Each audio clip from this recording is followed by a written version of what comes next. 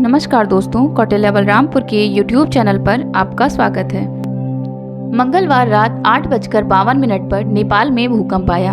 इसके झटके लखनऊ समेत यूपी के कई हिस्सों में महसूस किए गए। रिक्टर स्केल पर इस भूकंप की तीव्रता 4.9 मापी गई। लखनऊ समेत प्रदेश के कई हिस्सों में भूकंप के झटके महसूस किए गए हैं।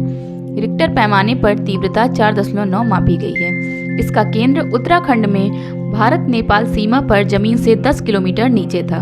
जानकारी के मुताबिक यह भूकंप 8 नवंबर को महसूस किया गया।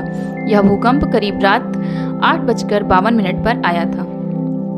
बता दें कि मंगलवार को ही 4.4 की तीव्रता पर एक और भूकंप महसूस किया गया था। यह भूकंप सुबह 11:57 पर महसूस किया गया था। इसका केंद्र चम्फाई, मिजोरम था। क्या होता है भूकंप?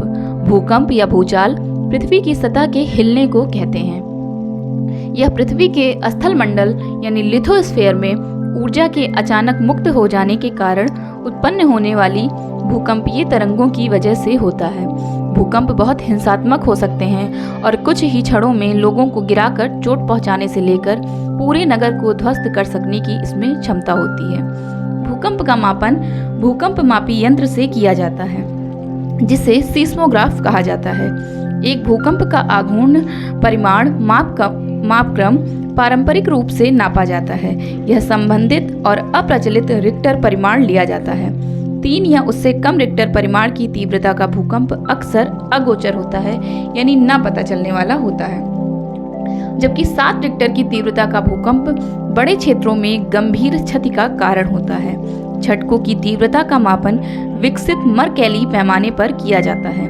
पृथ्वी की सतह पर भूकंप अपने आप को भूमि को हिलाकर या विस्थापित करके प्रकट करता है। जब एक बड़ा भूकंप उपरिकेंद्र अपतटीय स्थिति में होता है, यह समुद्र के किनारे पर पर्याप्त मात्रा में विस्थापन का कारण बनता है, जो सुनामी का कारण है।